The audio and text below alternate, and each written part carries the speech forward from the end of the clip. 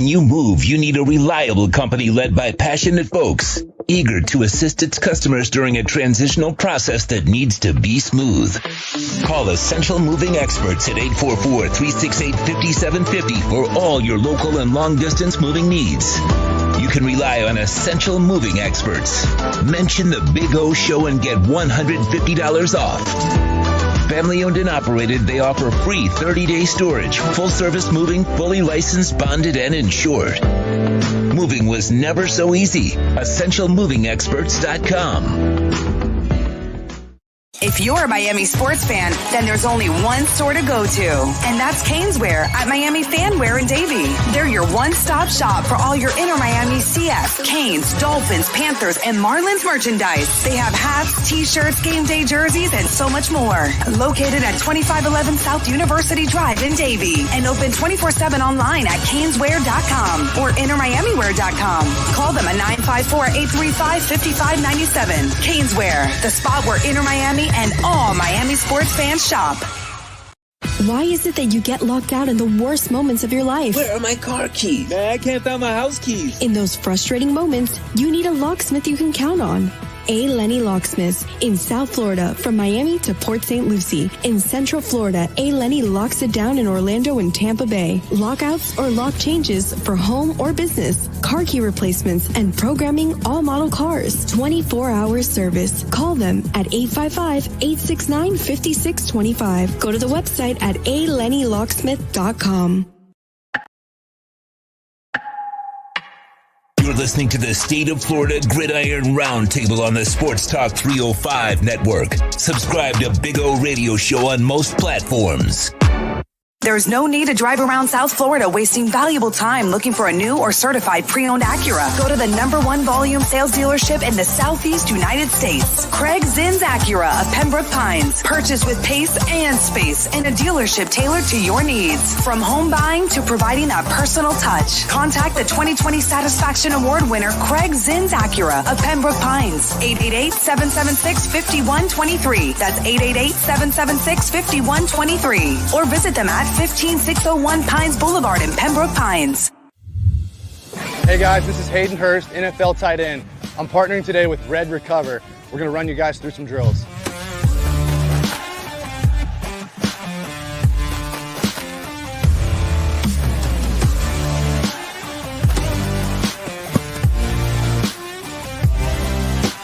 I started using Red Recover last year, my 4th year in the NFL. It just helps me on Mondays after games get my recovery process started, get back into the fold of the week, and get ready for the following Sunday. If you want to recover like me, use Red Recover.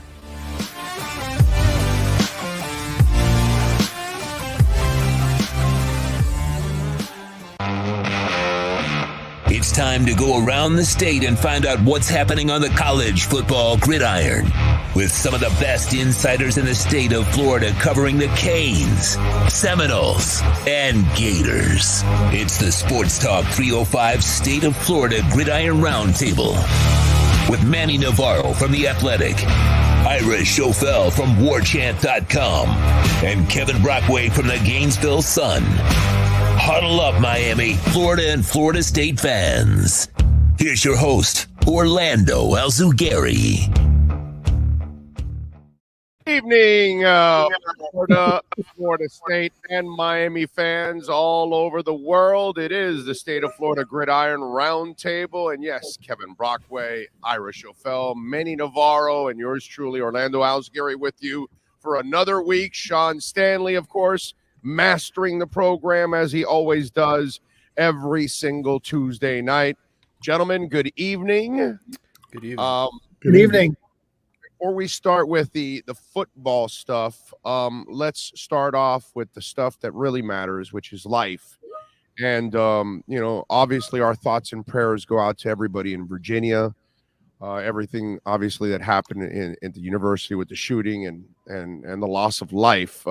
It's something that, it's not something that we want to ever see happen. And it's just sad to see that, it affects every part of our lives. It happens everywhere, and it affects even college football. Just devastating news. Yeah, really, really sad. Oh, I mean, I think about all the football players I've covered over the years now who have unfortunately passed away to tragedies. And, with Miami, I think immediately of Brian Pata and Sean Taylor, victims of violence. The one with Pata, especially because it was, again, his teammate's been charged in that murder. Similar situation here. A former walk-on at Virginia is the one that allegedly pulled the trigger. So immediately, man, I mean, it's just sad that we have to keep, seeing these kind of stories unfold where these young men who are putting, they go out there, they want to be professional football players one day. They have dreams, and unfortunately their lives get cut short. And you go to school trying to build your life, whether it's not football, but you're going to move on to something else. And that, to me, is the tragic part, is that they will never see the rest of their lives. And, most of us have lived a pretty good life already as it is. I'm already in my mid-50s, man. I'm on the back end now. I just hit 56 October 1st. So I'm the back end of the 50s. And it's a blessing every day that you're able to awake. And I don't know what to say to see young people like that lose their lives when they've got an entire life ahead, which is just. And when you get to our age, I'm 51. You start thinking about all the things that can happen to you, but when you're 20 or 22, you don't think anything can happen to you. And so it's just, those people, the young people on that team, and really in cross college football, talking to some people at FSU this week, I mean, it shook up some of them as well, even though they may not know those kids. It's just the idea of if that happened to people at that age that it's just terrible. Yes, and of course, from South Florida, Manny and Big O, about Parkland, and just so many tragedies that have occurred with people even younger. And I don't know what it says about our society at this point, but hopefully it's something that we can solve as a nation, as a community, just to, obviously, curtail the violence that's really occurred this past decade and a half in regards to some of these mass shootings. And listen, I don't know how they can stop this, how they can prevent this, but I'm just wondering, since you all three are on different college football beats, did they talk about something that they may have to try to do to make sure they know their students a little better or something? I mean, I can't blame anybody except the shooter for this, okay? I'm not blaming anybody in Virginia, but I'm just wondering, was there any talk about something that they need to do to make sure they're more in touch with their players or something along those lines? I think it's mental health too, counseling across the board. I think that has a lot to do with it. Being aware that if somebody's hurting and if somebody's troubled, just to be there for them. I think that's really important. That's probably a good first step, and to have the counseling resources that are necessary for people that are going through struggles. I think a lot of these athletes with social media are probably going through more pressure now, even than the athletes 20, 30, 40 years ago. Yeah, well, I just think, unfortunately, we live in a society of gun culture. And, I remember covering Miami in the early 2000s after some, players had been arrested for gun incidents. And, Brian Pata, a couple of weeks before he was shot and killed, I went to his apartment and I was doing sort of a behind the scenes story on him. And he showed me his gun collection. He had a huge gun collection in his apartment. And I just think there's a lot of players who carry weapons with them because they're afraid of this type of thing happening. Somebody trying to, come and rob them or for whatever reason have a vendetta against them. And, I don't know that coaches can really do anything. It's your right in this country to possess firearms and to try to protect yourself. Unfortunately, there's not enough prevention of people who have mental issues like this young man probably did from Virginia who killed his, former teammates. I don't know what you can do. My question is, how did he get on the bus with that gun? How did he kind of get around the town with that thing so easily? Those are questions hopefully in the coming days we can get answers to. Yeah, and I think I'm sorry, I was just going to say that I do think that one thing that come out of this, the early reports of the investigation, from what we're reading, it sounds like, there was someone that reported that he had a gun and he made some comments about things that were concerning, and then they investigated. And apparently the university, what we're hearing, the university had launched an investigation like a couple of weeks ago into it, but basically didn't act quickly enough. But that's hindsight.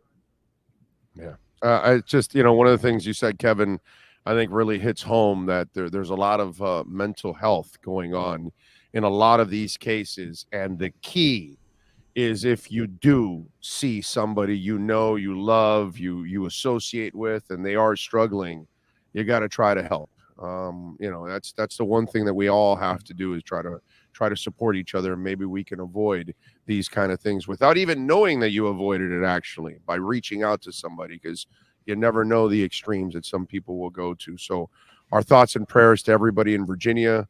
There's no way we could start this show without, talking about probably the most important story in college football right now is obviously the welfare of everybody there in Virginia, because obviously that university is struggling right now after losing a lot of their students. All right, let's move on, gentlemen. Manny Navarro, today I actually get to go around the table and talk about good news on the field for everybody. But there was such good news throughout the state that you came up with a crazy stat. Tell us that crazy stat. Yeah, so I this is the first time Miami, Florida, and Florida State have basically blown out a conference opponent on the same weekend. Got me to think. I said, okay, when was the last time that happened? Last weekend of September in 2001 is the last time they all won by 3 touchdowns or more against somebody in their own conference. And just shows you how far, right? I mean, those were common occurrences when these teams were winning championships every single year, when Florida, Miami, and Florida State were top 5, top 10 in the country. We just got used to those blowouts. Well, guess what? It's been 21 years since they've done that on the same weekend. It just shows that was back when Miami was in the Big East. They were in the ECC. Yes. Wow. Yeah. Miami beat Pittsburgh that week on a Thursday night game. I think it was by about 22 points, and then Florida State and Florida won at home 24 and 52 points. I think Florida blew out Mississippi State that same weekend. But September 27th to 29th, those 2 days was the last time we got to have a conversation like this, where all 3 of the teams we cover we're kicking everybody's ass. Can you walk fans through this? Because this is the part I'm intrigued, okay? Mm-hmm. While I'm at dinner, others are hanging out playing some sports. Some people are gambling. Other people are buying crypto. Some person's walking their dog. What are you doing to find that stat? Are you literally going week to week to week to week, year to year to year, until you got to the beginning of the damn millennium? Come on. Well, thankfully, there's websites that have some good search engines, and sportsreference.com is a good one that I used many times for Major League Baseball and the NBA when I covered. Now they have something for college football where you can sort of look to see, games, and simple. You just put in search conference games, wins, 21 points or more point differential, and then you just sit there and you look at every single date and you wait to see if you got 3 that match. And so that's what I did. And it took me about an hour and a half, but I did it because I knew I wanted to share it on this show. I thought maybe the Athletic subscribed to Elias and you did the shortcut that way. Right. Oh, no. I wish. Drop them an email, get the answer back while you're walking your dog, buying crypto, all that other stuff. I do it the old-fashioned way. Those were my 7 years of being a sports clerk at the Miami Herald and doing horse charts and having to look up numbers. So that's my background.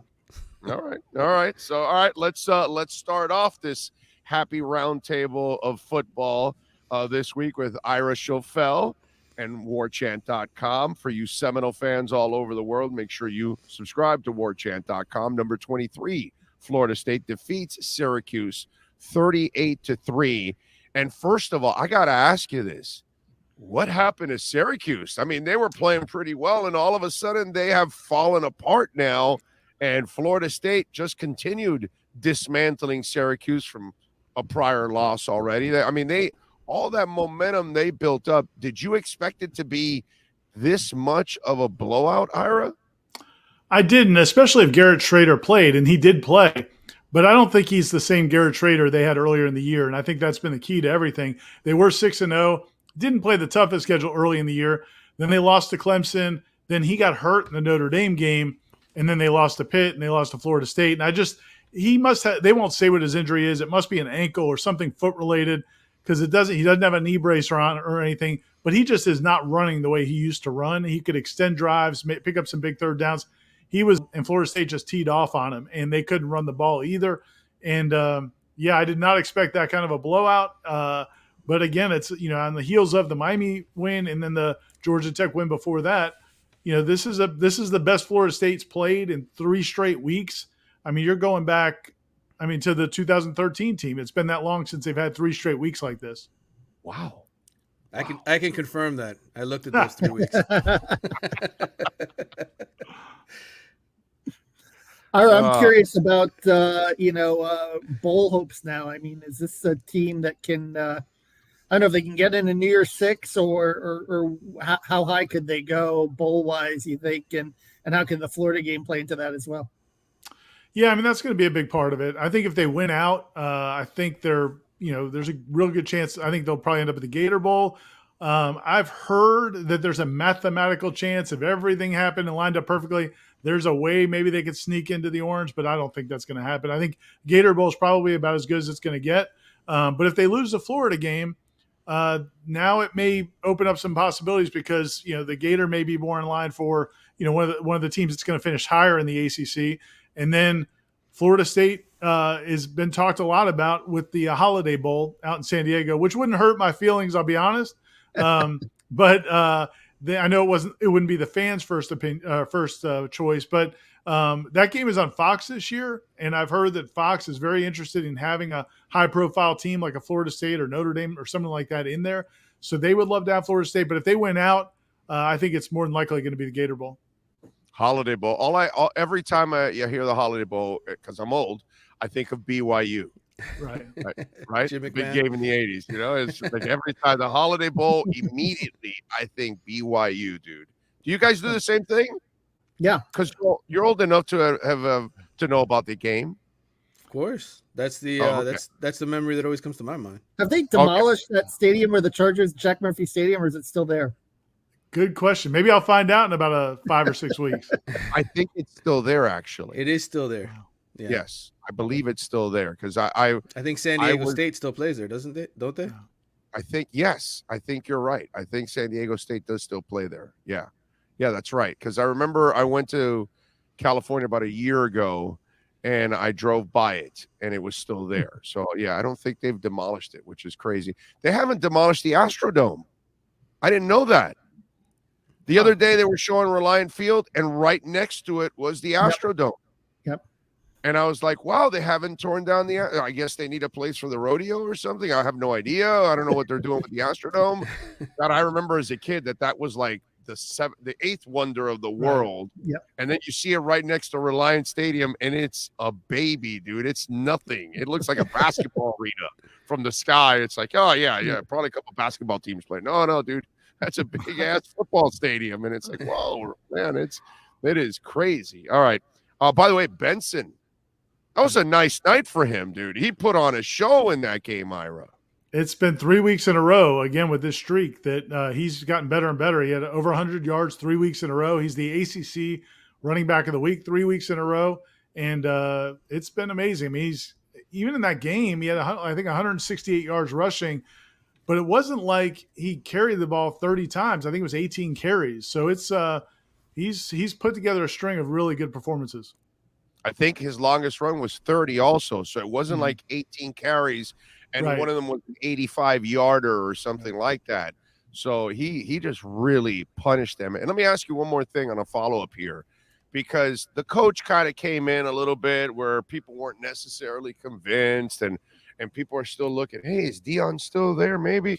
And so now that Norville's kind of like crushed all of that, right? The Seminole Nation is now happy with Mike. Can we officially say that? I think they've got like a foot and 8 toes in the door. Like those last 2 toes might be still creeping out. The biggest question, the only like legitimate question I think some fans have is whether or not he can recruit at the level to get back to playing for national championships. And that's fair. I think he can. I think you look at some of the guys he signed at the end of the last class, Julian Armella, who was a big-time offensive lineman. They've got Hakeem Williams committed for this class. Azaria Thomas last year was one of the highest. Sam McCall. They've had some highly rated players. They just haven't had a lot of them. But that's the last thing everybody wants to see. I think people know now that he can evaluate players, he can put together a game plan, he can coach on game day, but they want to see can he recruit at the highest level, especially the way Billy Napier and Mario Cristobal have been recruiting so far. And he's worked the transfer portal too, kind of like what Mario's done too, also. So yeah, he's done a really good job. I mean, the man's paid his dues. Seminole fans, give him a little love, brother. Come on, let's go. Kevin, all right, let's move over. The Gators again, trouncing South Carolina 38-6. Richardson, 11 of 23, 112 yards, 2 touchdowns, 15 rushes, 96 yards, a touchdown, no interceptions. So overall, a pretty clean game. 11 of 23 isn't necessarily star-studded throwing the ball, but still pretty effective overall as a player. Yeah, well, and they got off to a great start, and on both sides, offense and defense, 21-0 lead in the first quarter, and that really carried them from there. With Richardson, you still have the accuracy issues from time to time.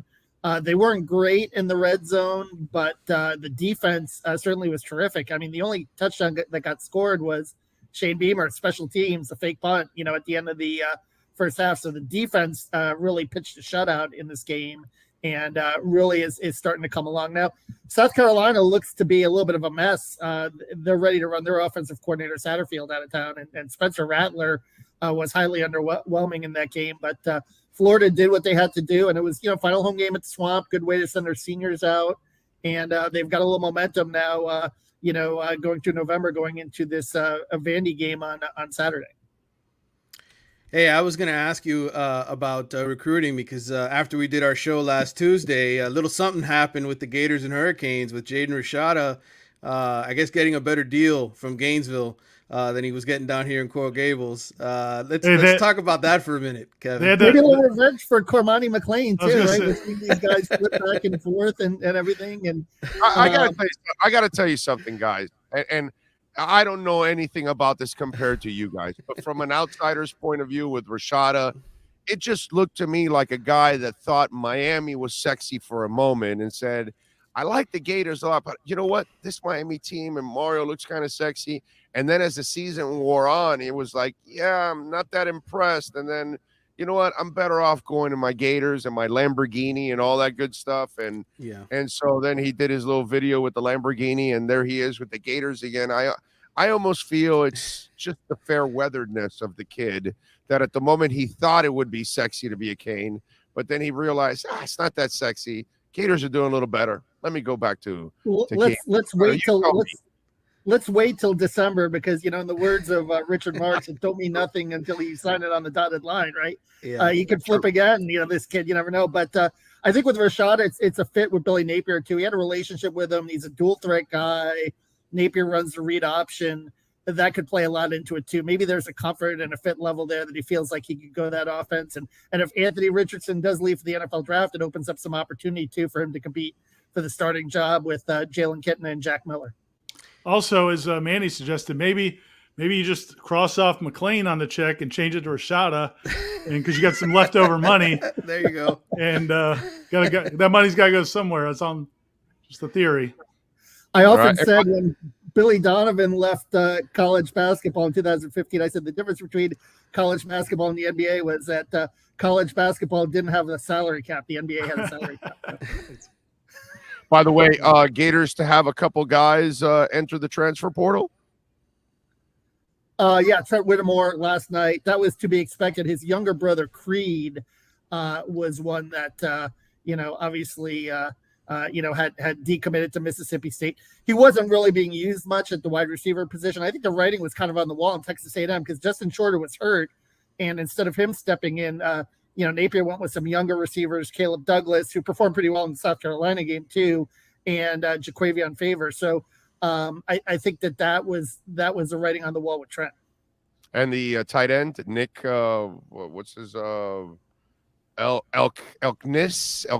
or whatever. He was kind of a reserve guy, and he's been hurt most of the season anyway. So when Keon Zipper went down, Jonathan Odom, whose father played in the NFL at Tampa Bay Bucks, offensive lineman, made his first career touchdown catch in that South Carolina game. So he kind of surpassed him on the depth chart. And you've got Dante Zanders now. So I think with Elskins, I think he was probably, felt like he was bypassed. Is his dad Jason Odom? Yes, his dad was Oh Jason. I covered Jason. I covered Jason when he was a freshman in Florida. I know, and he was on the sidelines for the out of the 92-97 team. So it's kind of a nice little touch that he scored his first career touchdown for in front of his dad. Once again, the theme of the night: we're old. We're old. Yes. Older. The theme, it's and the twisted part about it is Miami, Florida, and Florida State fans. You hear about a kid transferring, right? And, the kid's not playing, not happy, whatever. He's transferring. Meanwhile, fans are like, yeah, another spot's open. Let's go. Let's go. Cap space. Exactly. Manny Navarro, you got good news. Miami dismantles Georgia Tech 35-14. And I have to say, if I'm going to hammer him the entire year and say I'm not happy with Josh Gaddis, I have to say I'm happy with Josh Gaddis during this week. I thought he worked to that kid's skill sets. He called the game the way they needed to get it done. They ran the ball. The kid made some plays. It didn't look big for him either. I thought Gaddis and the offensive staff did a really nice job of setting him up to have success. Your thoughts? Yeah, I mean, I think this is ideally the way Miami's offense would be running if they had a mobile quarterback in place from the beginning of the season. I'm guessing Josh Gaddis would have had more success. They'd be averaging more points than they are right now. Look, they didn't light up the scoreboard. It was still 14-7 in the third quarter before they kind of started to put a little distance between them and Georgia Tech. But the bottom line is the offense was effective. They could actually run the football. They ran for over 200 yards against an FBS opponent for the first time since 2020. And that was against Duke. So, Mario wants to run the football. I think this is the future for Miami. I think Jakari Brown is probably going to be the quarterback next year and moving forward. I know that some people question his arm strength, his accuracy. He overthrew a couple of guys, but I think the kid has a super strong arm. He's kind of like Anthony Richardson in the sense that, he's not a perfect thrower either. It's something he's got to work on. But I think in the long run, Miami's going to want to run the football. Mario wants a mobile quarterback. And if Josh Gaddis is going to stick around, this is probably the guy they have to do it with. Yeah, that win surprised me a little bit, to be honest with you. I mean, the way they didn't compete against Miami, against Florida State. And Georgia Tech had been playing a little bit better. So that surprised me a little bit. But now you have these two games coming up, Clemson and Pitt. And I know we'll break down the Clemson game a little later. But, from a big picture standpoint, if they don't win either one of these, I mean, is he going to still feel like he's going to have to make some changes going into the offseason? Yeah, I mean, I think Mario has to evaluate everything, and that's part of the reason why a guy like Alonzo Highsmith is there to be the football general manager, right, to help him make these important decisions. Look, this hasn't been a good first season, and I think the bigger issues, we kind of talked about it last week on the show, is player morale, and when these kids get into a funk, they kind of just quit. Mario needs to bring in players that are his guys to really get this thing going in the right direction. And this week against Clemson, I mean, look, they're 19-point underdogs. Nobody's expecting them to win or really keep it close, but if they can hang around for a couple of quarters and be competitive, then I think Mario's and his staff are moving in the right direction with these kids. I still think there's going to be a huge roster makeover. I'm thinking more than 30 kids who are on this team will not be here next year. There's only 9 seniors who really run out of eligibility. So that tells you there's probably going to be somewhere between 20 and 25 guys who will run off or encouraged, I'll say, to find another place to play. So there's going to be major roster turnover. But in the end, does this guarantee Josh Gaddis will be gone? No, I don't necessarily think so. I just think all of that is to be determined, and Mario has to ultimately decide: am I going to be a guy who runs more of a traditional, offense the way he was sort of used to it at Alabama back in the day before Nick Saban changed, or is he going to open things up and try to find guys that stretch the field a little more? I think he's going to try to find those receivers. He just doesn't have them right now. In other words, if they look sexy this week, they'll get Jaden Rashada back. Exactly. That's absolutely right. Let me ask you guys something, a multi-level question that is not as easy to answer but it's kind of where they're going. And I would imagine that things will evolve in this direction because that's kind of what we're forcing it. So kids coming up are going to be forced to kind of do this. You know, I don't know if you guys saw this TikTok video of this kid that can throw with both arms. Did you see that kid? He's going to be he's going to be one of the top recruits. I mean, the kid throws, completely with both arms. Wow. Like he's running around with 2 footballs and bam, bam, bam, bam, and accurate. Wow. So here's my point. There, like you just talked about, well, you think this kid will come back next year, Jakari, and he'll be the guy when Tyler still has another year left. And Tyler is the better passer. But then again, is the pure passer dying? The kid that has to stay in the pocket and beat you? Because you look at all 3 schools. They're leaning towards the athletic guy that can run around, isn't necessarily the most accurate, because all 3 quarterbacks that we're talking about in this state right now that played this weekend, they're not accurate quarterbacks. They are athletic quarterbacks that are used in a 2-way scheme on offense. So is it that it's a cycle that we're in, that over the next 20 years, kids growing up are going to learn to be more athletic and accurate at the same time? And is this kind of part of the transition that we're going in? Or is it that much harder to find the pure pocket passer in today's world?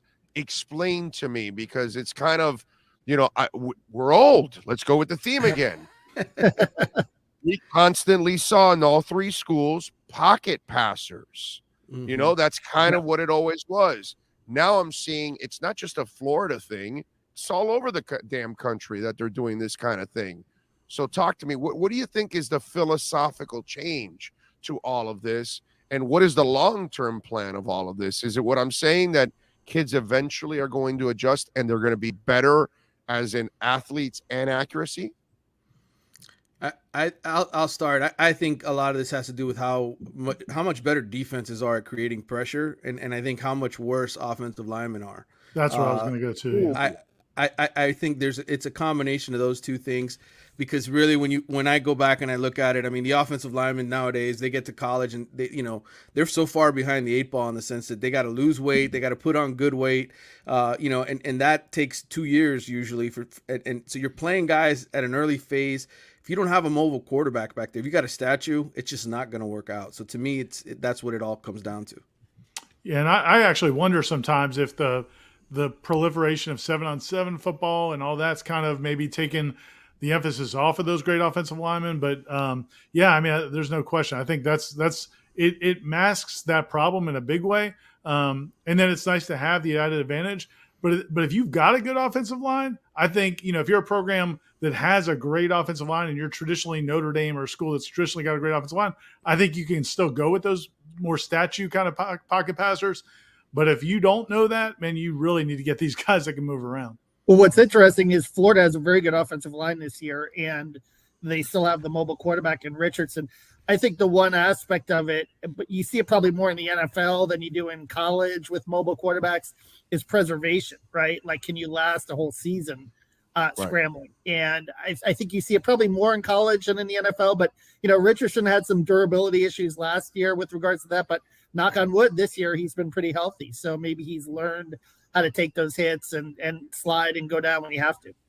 Can I make one comment real quick that I interviewed Matt Hasselbeck, did an FSU game a few weeks ago, and I interviewed him about something he said, and he made an interesting point. He said that one thing that he doesn't like that people criticize mobile quarterbacks for their lack of accuracy, he pointed out, and I think it's a good point, a lot of times mobile quarterbacks are also tired because they're worn out because they've been running so much. So now you're asking them to be as accurate as the guys that don't run as much. And, his equation was like, he said, I can shoot free throws all day if I just stand still. But if you make me run gassers for 20 minutes and then shoot free throws, it's not going to be as good. And I thought that was a good point. I'm going to try to remember that when I look at mobile quarterbacks who, if you just ran for 12 yards on 3rd and 7, now I'm asking you to throw a perfect pass. Yeah, no, that's a great point. All I would say is stop running, damn it. Beat him from the pocket.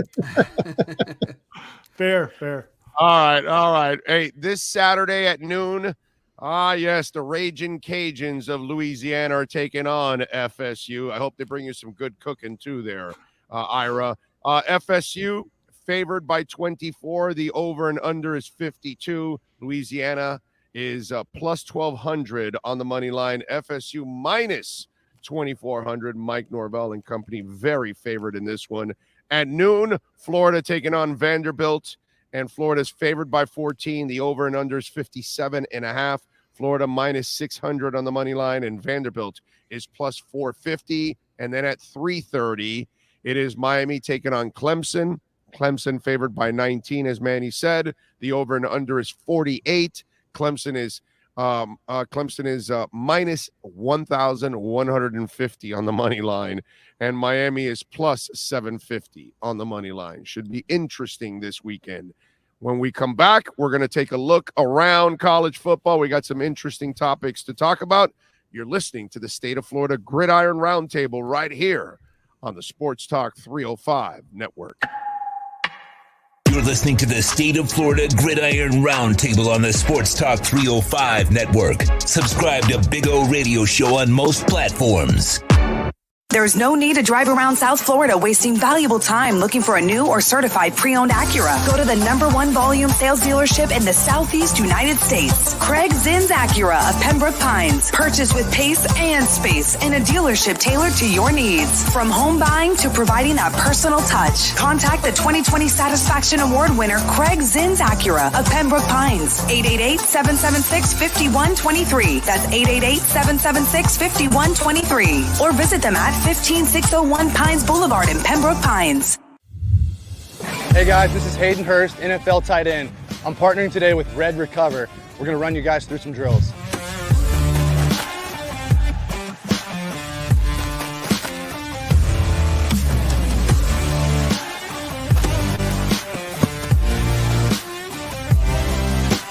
I started using Red Recover last year, my 4th year in the NFL.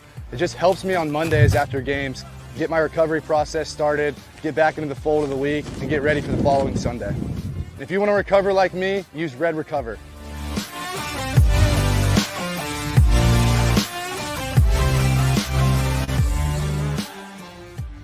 When you move, you need a reliable company led by passionate folks, eager to assist its customers during a transitional process that needs to be smooth.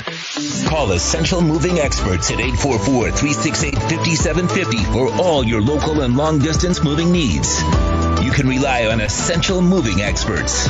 Mention the Big O Show and get $150 off. Family owned and operated, they offer free 30-day storage, full service moving, fully licensed, bonded, and insured. Moving was never so easy. EssentialMovingExperts.com. You're locked into the platform truly dedicated to college football around the state. This is the State of Florida Gridiron Roundtable on the Sports Talk 305 Network. Buddy, we're back. All right, gentlemen. I got a question for you. So Michigan and TCU right now are teams 3 and 4 in the polls. Would you bet that these teams would beat number 8 Alabama at 8 and 2 right now? Ira? I wouldn't bet against them. I think we've seen that Alabama has some flaws. They don't play clean football, and I think that I like TCU. I really like what I like just the way they compete. You can tell they've really captured something, and I believe in what they're doing. I think they would have success in that game. Michigan, I still wonder about because I just don't know. I don't know. I still wonder about Michigan, but I'm not real sold on Alabama. This is not a year where I would just give Alabama credit for being Alabama. This to me doesn't look like the normal Alabama teams. Okay. I would probably flip my opinion. I think Michigan would probably have a good shot at beating Alabama this year because they could control the ball, run the ball well. They've done that all season long. Blake Corum is one of the best running backs in the country, probably deserves to be at the Heisman ceremony. So to me, I think their physicality up front would be effective against Alabama. TCU, I don't know if they'd be ready for that kind of moment. I know they just beat a Texas team that put Alabama right up against it right early in the season. But I just think Michigan, having been in the playoff last year, having that experience, playing in a big-time game already, I think they would probably be a little bit more prepared for that situation. That was an impressive win by TCU this weekend. Go ahead, Kevin. Well, I'm here to tell you, just coming from covering the Big Ten and knowing what the Big 12 is, give me Alabama 10 times out of the week, okay? It's still the SEC. It's still the best conference in football, and it's still, I think, when you look at the final analysis of it, yeah, Alabama does have a leaky defense, and they are a little undisciplined, but, 2 losses coming down to a couple plays. Now, look, they did struggle with Texas, I know, but that was earlier in the season, but it's still Alabama. It's still Nick Saban. I would take Alabama over both those teams. All right.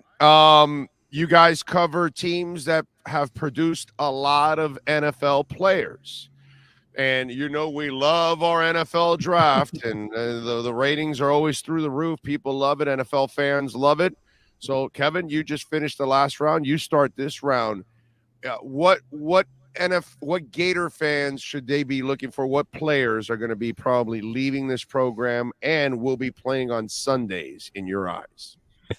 Well, the obvious, as everyone talks about Anthony Richardson, but the guy who's going to be a first-round pick, I think, is Osiris Torrance, the right guard. He's been phenomenal this year. He's graded out as the highest-rated guard in college football right now. He's probably going to go, and I've seen some projections of him in the first round. So him definitely. Richardson, if he leaves, will be there. I think we'll be playing somewhere on Sundays.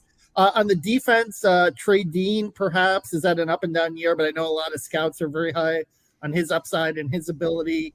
Ventrell Miller is a guy that might be able to latch on as a free agent just because he's, a guy who, brings a lot in terms of intangibles, leadership, and is just a really sound football player, really good tackler. So I would say those would be the 4 that you may see on NFL rosters next year, definitely, and maybe a few others depending on how things shake out.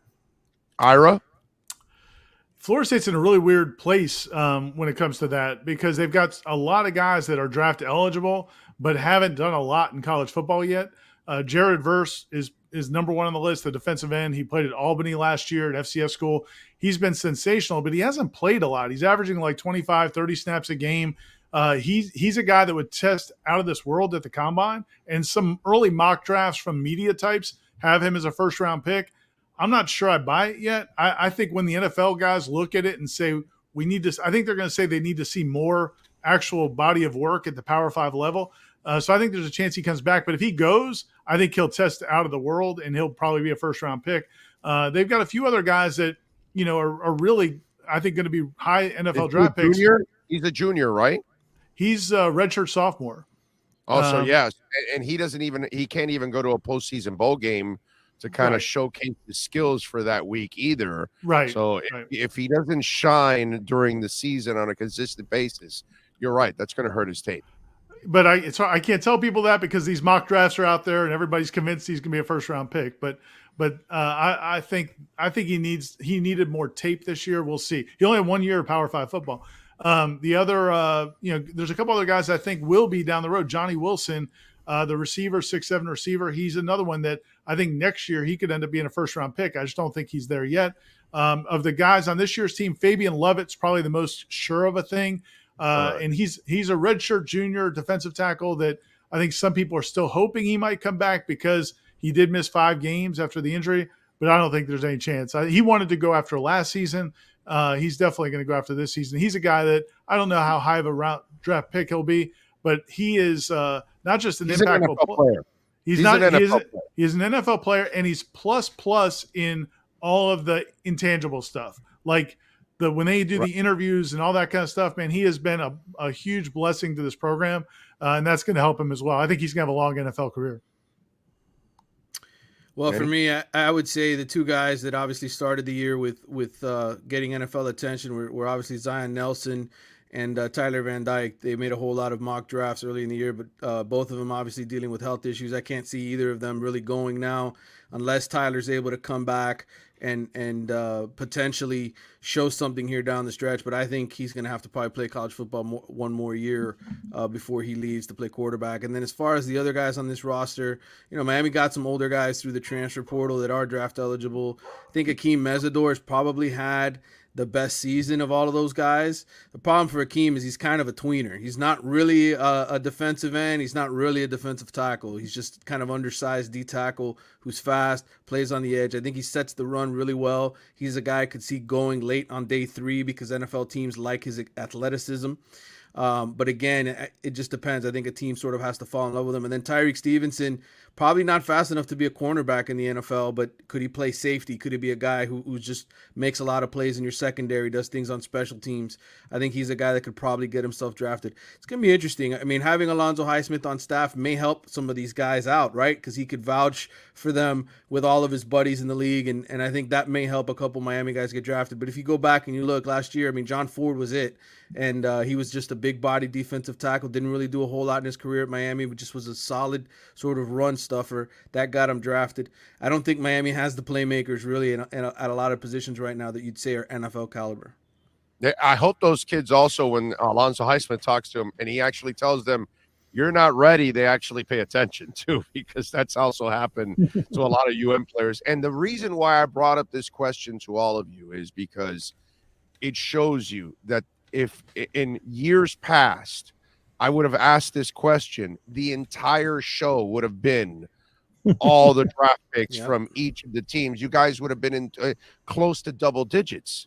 You know what I'm saying? Because that's what it used to be for Florida, Florida State, and Miami. And that's why I wanted to bring up that question, because these 3 programs are just not, producing the NFL talent like they used to. And that really is amazing. And that's what all these 3 coaches now have got to get back to. They got to prove that they can coach, and then they've got to prove that they can be recruiters and obviously custodians to maintain it.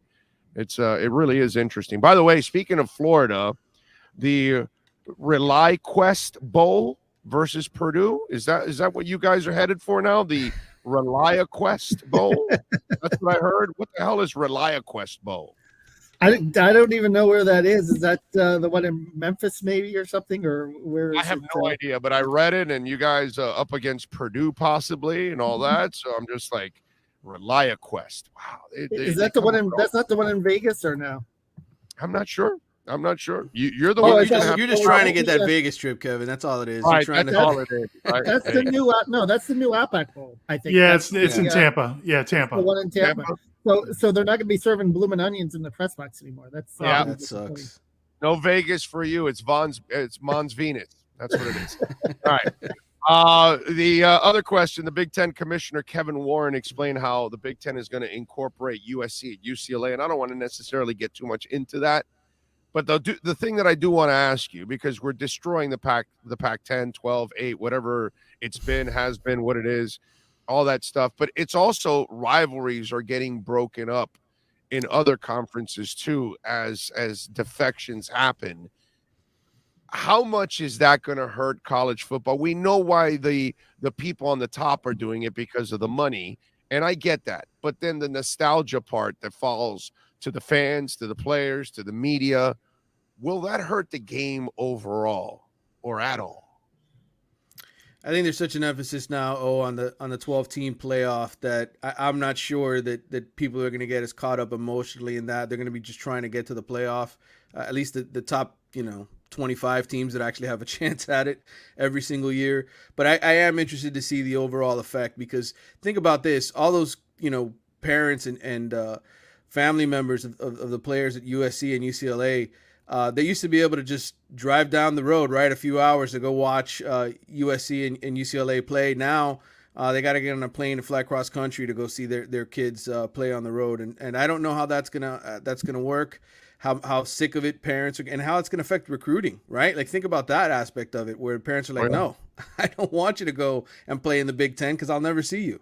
So all of that to me is interesting. At least they get NIL money now, though. Yeah. That's true. I mean, I'm old. I'm old.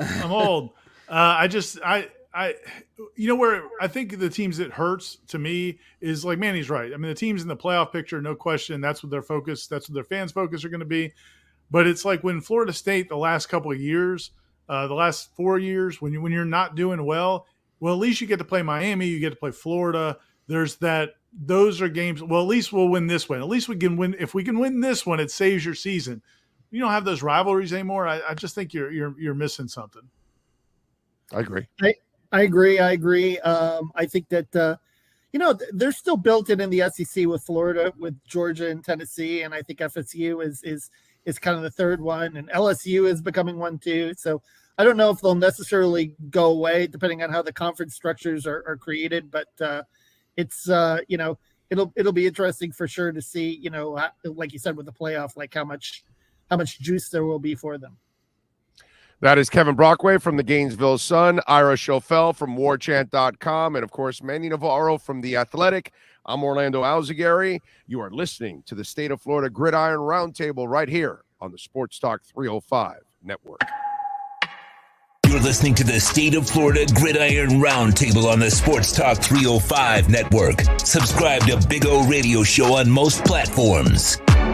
There's no need to drive around South Florida wasting valuable time looking for a new or certified pre-owned Acura. Go to the #1 volume sales dealership in the Southeast United States. Craig Zinn's Acura of Pembroke Pines. Purchase with pace and space in a dealership tailored to your needs. From home buying to providing that personal touch. Contact the 2020 Satisfaction Award winner Craig Zinn's Acura of Pembroke Pines. 888-776-5123. That's 888-776-5123. Or visit them at 15601 Pines Boulevard in Pembroke Pines. Hey guys, this is Hayden Hurst, NFL tight end. I'm partnering today with Red Recover. We're going to run you guys through some drills.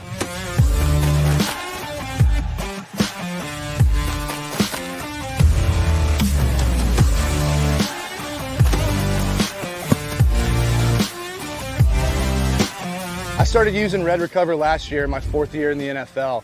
It just helps me on Mondays after games get my recovery process started, get back into the fold of the week, and get ready for the following Sunday. And if you want to recover like me, use Red Recover.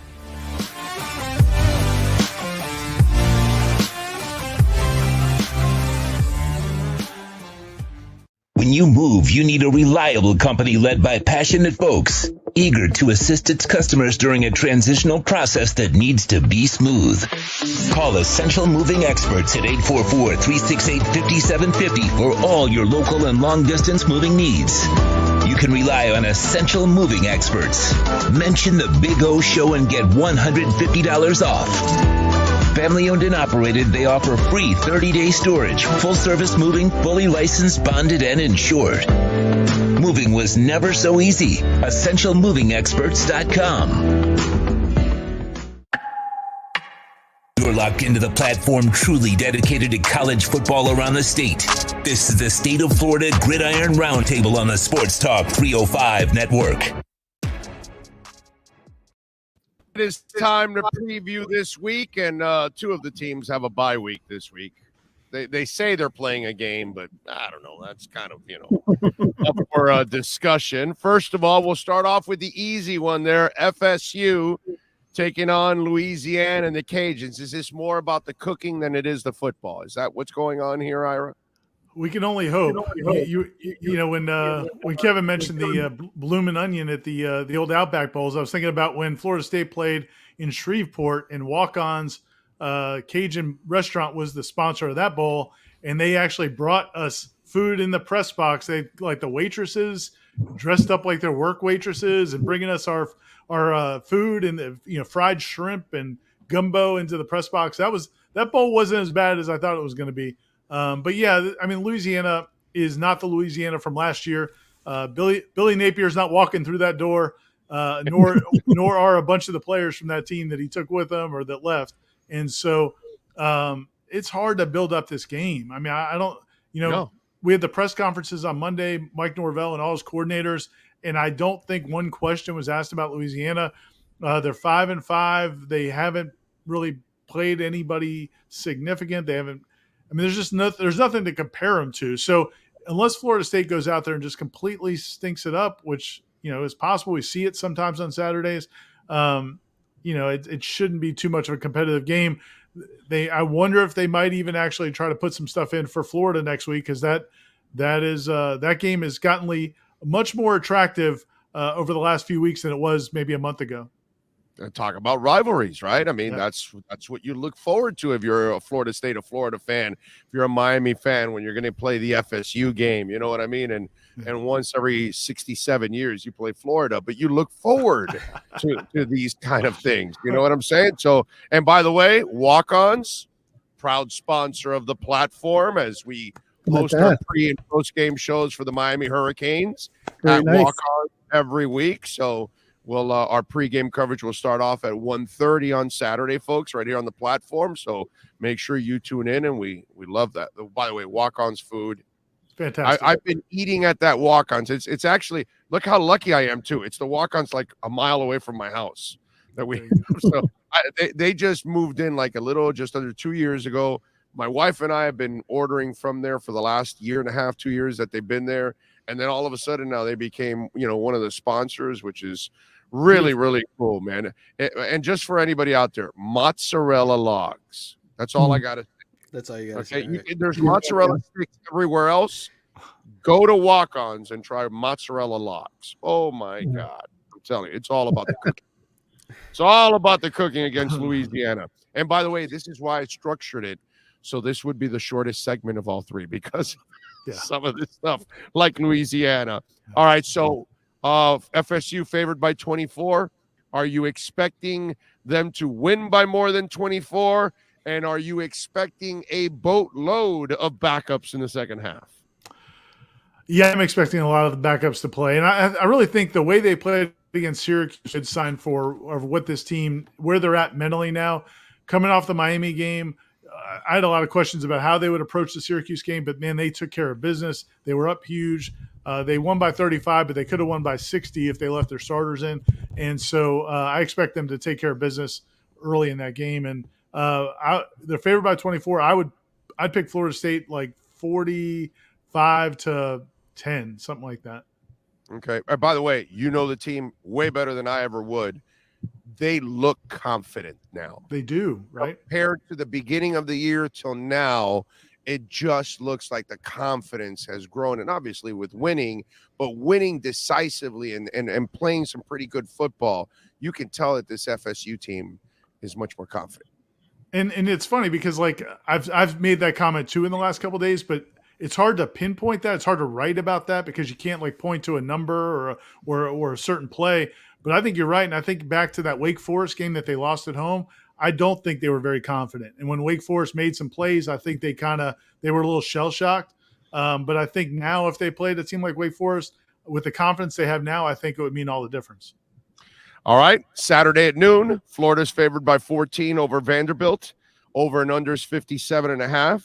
Florida minus 600 on the money line. Vanderbilt plus 450. Now, I joke around, but Vanderbilt did shock somebody last week, right? So, they beat Florida is Kentucky. supposed to win this game, but Vandy, it's no Louisiana, in other words. But go ahead. Yes, and it's going to be cold too, 40 degrees. So those Florida kids coming off the plane or the bus in the cold weather, you never know what's going to 11 a.m. local start, and Florida got off to a little bit of a slow start in that Texas A&M game with the 11 a.m. Central Time, and going to be a little chilly. So that'll be interesting. Vandy, apparently, we talked to their beat writer for our podcast today, has a pretty good run defense, and Florida has run the ball very well the last two games, but they might not be able to have that big day on the ground. So this might be a game where Anthony Richardson has to make some throws. So from a matchup standpoint, this could be good for Vanderbilt. That being said, I mean, there's still a big talent disparity. If Florida, comes out with the right mindset, doesn't turn the ball over, mixes the run and pass, and continues to play defense the way they've played the last couple of weeks, I would expect Florida to win. But it could be a low-scoring game. It might be a good game to take the under based on the conditions. How about the points? Is Vandy's offense enough to try to keep it within the 14? Well, Mike Wright is a pretty good playmaker at quarterback, and he's made some plays with his legs and his arms. Possibility.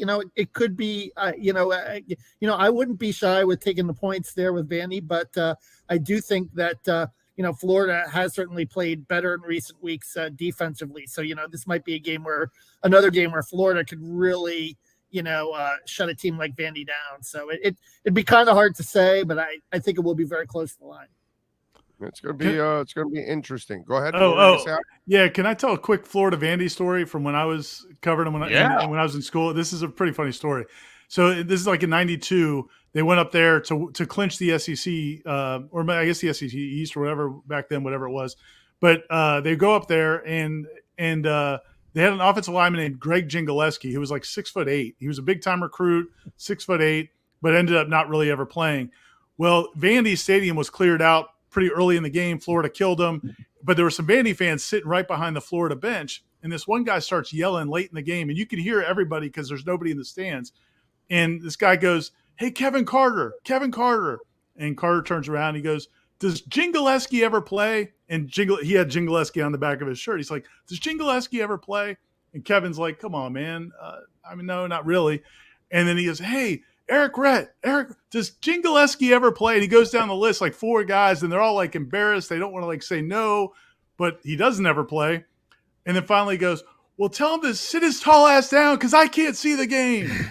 It was so that's funny. great. That is awesome. Poor reminds me, Jingaleski. I was just talking about that on the show.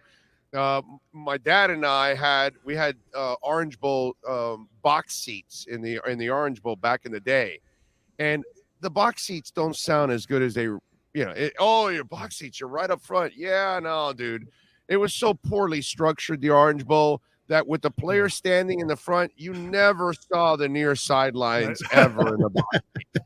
Like your first view was like maybe the hash mark, your closest one. Like that's when you started to see the field. Once they came any closer inside the hash mark to the right side, you were like, I don't see the play. I can't, I have no idea. It was so that's what that reminds me of. That's one of those people used to say, "Oh, you had box seats." Yeah, they don't sound. I'd rather be 15 rows up, dude. Seriously. It's tough. All right. Speaking of tough. Oh, by the way, you do expect, you said that to take the point. So we got your prediction. All right. So we've got the Canes visiting Clemson. Clemson favored by 19. The over and under is 48. Miami is plus 750 on the money line. Clemson minus 1,150 on the money line. So clearly Vegas thinks they're favored. So Manny, talk to us. How can they win? And part 2 of that question, I don't think they're going to win. Don't get me wrong when I say this, but I think they're at least better prepared for the game with the style they played this past week with Jakari. I just feel like that might be the one thing that if they can play some defense and not turn over the ball and all those kind of things, then maybe you can somewhat keep it interesting for yourself. But I almost feel like it was the right time to play this kind of offense for them to go into that game. Your thoughts? Yeah, 100%, especially with the way Clemson's front plays and so aggressive, so many quality guys up there that if you didn't have a mobile quarterback, you'd just be a sitting duck, right, all afternoon. So I know Mario's been saying, hey, Tyler might come back. And Tyler, if I'm Tyler, I don't want to come back for this game. I don't want to get hit by those guys from Clemson. Look, Jakari Brown, he showed us last week, man, like anytime that there was sort of any penetration by the yellow, he was able to slip past guys. And I think that'll help keep Miami on the field offensively. Instead of taking 7, 8, 9 yard losses, he can get away and fall back at the line of scrimmage and keep you out of, second and third and long. So I think, for Miami this week, it's all about just protecting the football the way that they did last week at Georgia Tech. You do that. And between Jakari and Don Chaney Jr. might actually come back for this game. So that's a boost to the running game. You get him and Jalen Knighton out there, and maybe Henry Parrish comes back. You get the 3 of those guys. Maybe you run the football and you have some success against Clemson and keep it close. But you're right. I mean, 19 points is Vegas knows what they're doing. Miami shouldn't be in this game. Yeah, no, listen, like I told Ira, Florida State looks a little bit more confident. Right. Let me give the Rooster a little love, because you talk about taking care of the football, something he didn't do, throughout the season. I saw a different Rooster this past week. I saw a Rooster running hard. I saw a Rooster that was very aware of, I ain't letting go of that football, no matter what. Yeah. What was that? Was it what was it? Damn, what's the name of that with Kathy Ireland? That football. Wildcats or something? Wildcats. It was the Wildcats. It's the other one, right? Where the guy is juicing and James Caan and all that. No, it's not James Caan. It's whatever. But the kid has to run around school with the ball holding and football the whole time. Yeah, I got that feeling that they made the Rooster run around with the football all week, and it just me. But I saw a guy that understood what the hell he had to do, and he ran with a purpose. I gotta say. Yeah, and I think you got to give Mario credit, right? Because it would have been very easy for him to just say, well, forget Lucius Stanley. He's a walk-on, right? Let's put this kid back out there. Instead, he made him work for it. He made him sort of earn it in practice to get those opportunities again. And, look, Jalen Knighton's a talent. He just had a bad run there where between injuries and fumbles, it was just he was in a rut. And, sometimes you need a head coach who can see past all that and see the bigger picture. And I think you got to give Mario credit for the way he handled the situation, because it would have been very easy to just throw him back out there. He made him earn it, and I think the kid appreciates it more because he had to earn it. Can they run against Clemson? Well, not a lot of people have, right? I mean, they haven't had a ton of success being able to do it, but I don't think Clemson's faced many elusive quarterbacks like Ja'Carri Brown either. And so that's the interesting sort of X factor in all of this. You go back earlier this season when you look at the Wake Forest game when they struggled. Their receivers were able to get down the field to make plays against that secondary. I don't know that Ja'Carri Brown and this Miami pass offense is necessarily going to do that, but if he's able to suck those safeties in and force some guys to stay at home, Miami's receivers might be able to get behind them for a play or two, and that's how you kind of stay in the game by hitting on a big play or two. But I just think, look, they're still playing for something. They're still playing to try to get into the playoff. They're not out of it. They need some help, but I think they're very focused, and Dabo Swinney's going to have them ready to play at home. On the other side of the ball, can they pressure the quarterback? Can the Canes do something to disrupt Clemson? Yeah, look, Leonard Taylor got banged up this last game, and so we'll see whether or not he'll actually be able to play. And Leonard's been playing really well at the defensive tackle spot for Miami. The good news is they have depth there. They have a lot of guys who've been rotating on that defensive line. So, look, they got 2 sacks, 9 tackles for loss last week against Georgia Tech. They were able to get some pressure. There were some holding penalties that weren't called in that game that probably should have been. So Miami's been able to do a good job all season creating pressure with 4. I think the issue is staying in their running lanes. Will Shipley's going to be probably the second best running back they faced all season besides Ira's guy over there at FSU. So I think, you saw the way he ran the football against Miami. I think it's going to be sort of a similar day. It's going to be hard to bring down Will Shipley. All right. Well, Manny, just tell him to pick it up here, all right? Because I like these weeks when all 3 win. It's a lot easier, and I know with Louisiana and Vanderbilt, there's a good chance. So I know this. If they win, I'll be the first one talking next week. That's for sure. Oh, guaranteed you'll be number 1. Yeah, we might keep you up for a half hour of the show if you guys beat Clemson. That would be amazing. By the way, I think that was the movie Necessary Roughness. I looked it up. That's it. Necessary Roughness. Yes, and Classic. Kathy Ireland can kick for my team anytime. All right.